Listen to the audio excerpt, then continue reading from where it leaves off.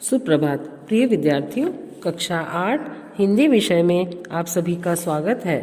बेटा, कल हमने हमारी पाठ्य पुस्तक मेधा के पाठ 8 लोकमान्य तिलक की याद में नामक एक पत्र का भाग 1 पढ़ा था।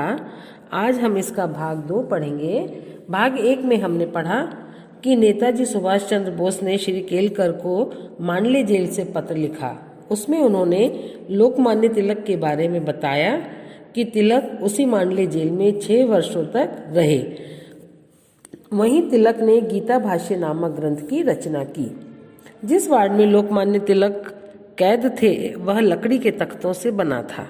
नेताजी को वह जेल तीर्थ स्थल जैसा महसूस हो रहा था। क्यों? क्योंकि देश के महानतम सपूत लोकमान्य तिलक वहाँ 6 वर्षों तक रहे थे। वहाँ तिलक जी को पुस्तकों से ही सांत्वना मिलती थी। उनका राजनीतिक जीवन मंद गति से खिसक रहा था, इस बात का उन्हें बहुत अफसोस था। तो आइए अब हम इस पाठ का आगे का भाग 2 पढ़ते हैं। उनकी शारीरिक यंत्रणा के बारे में जितना ही कम कहा जाए बेहतर होगा। वे अपराधी के रूप में बंदी थे, इसलिए आज के राजबंदियों की अपेक्षा कुछ मायनों में उनकी दिनचर्या कहीं अधिक कठोर रही होगी। इसके अलावा उन्हें मधुमेह की बीमारी थी। जब लोकमान्य यहाँ थे, मांडले का मौसम तब भी प्राय ऐसा रहा होगा जैसा वह आजकल है, जो धीरे धीरे पर अटूट रूप में व्यक्ति की जीवन शक्ति को सोख लेता है। सोचिए, तब लोकमान्य ने जो वयोवृद्ध थे उनका कष्ट झेला होगा। कितना कष्ट उन्होंने झेला होगा।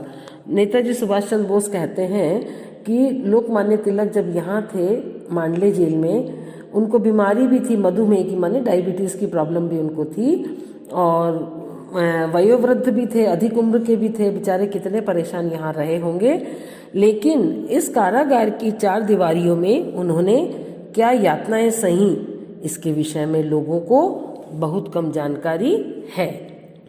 कितने लोगों को पता होता है उन अनेक छोटी छोटी बातों का जो किसी बंदी के जीवन में सुइयों की सी चुभन बन जाती है और जीवन को दूभर बना देती, दूभर मैंने मुश्किल बना देती हैं, कठिन बना देती हैं।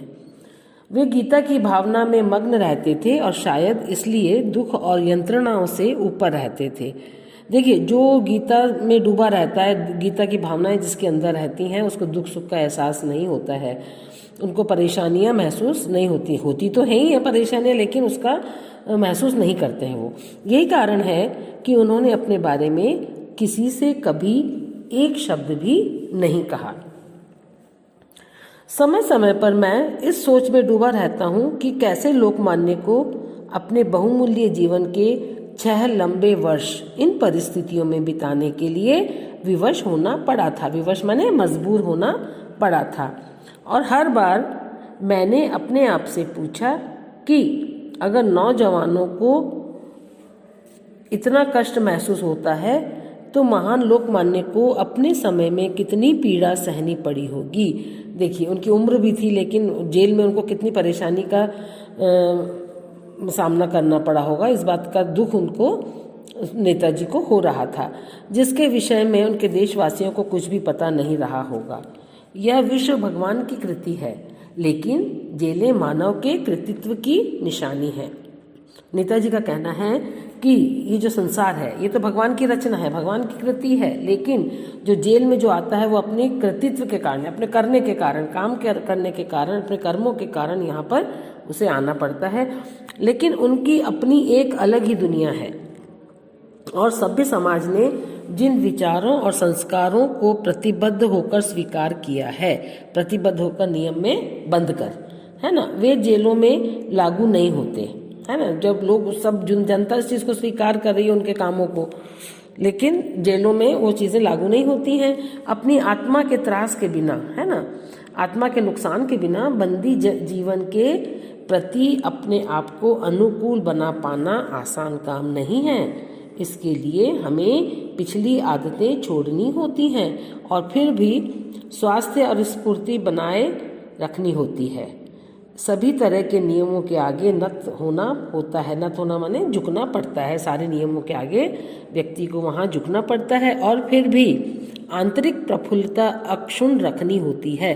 प्रफुल्लता माने खुशी, हर्ष, है ना। अक्षुण्ण माने जो नष्ट न हो सके, मन की खुशी को बनाए रखना पड़ता है इतनी परेशानियों के बावजूद, और नियमों के आगे भी झुकना पड़ता है।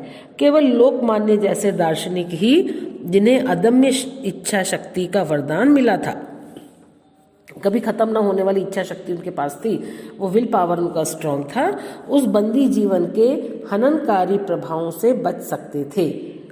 हननकारी माने खत्म होने वाले, नष्ट होने वाले।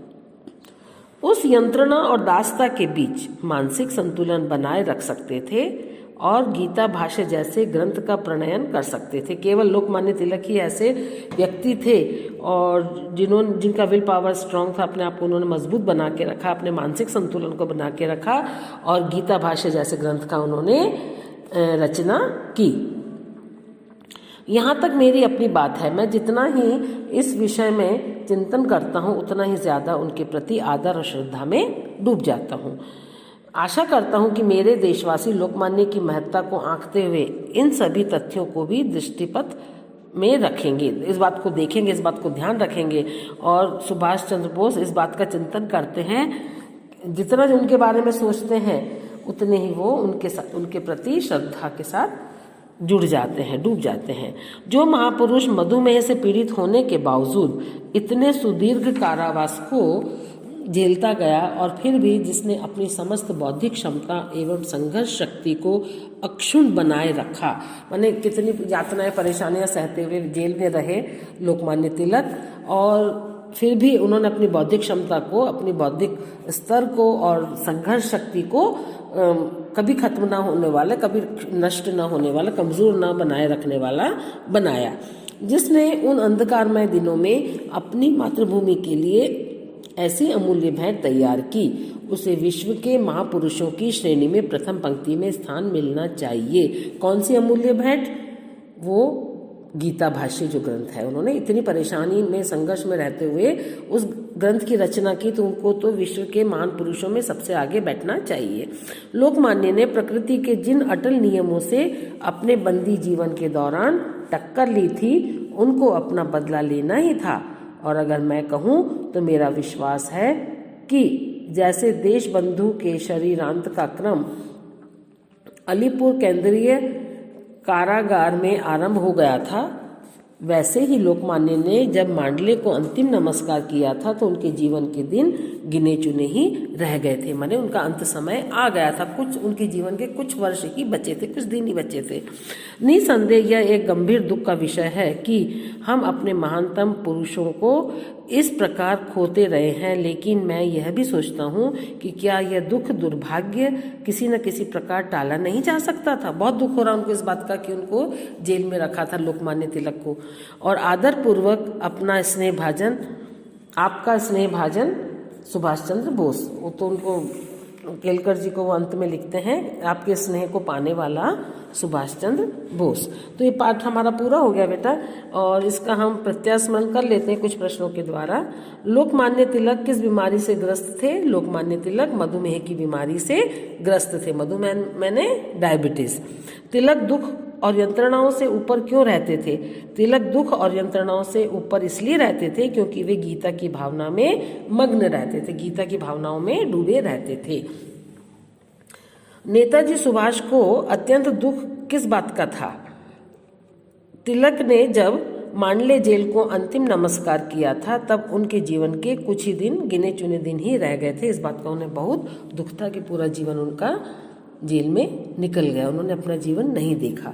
तो ये आज की कक्षा बेटा हमारी यही समाप्त होती है। आपका गृह कार्य यही है।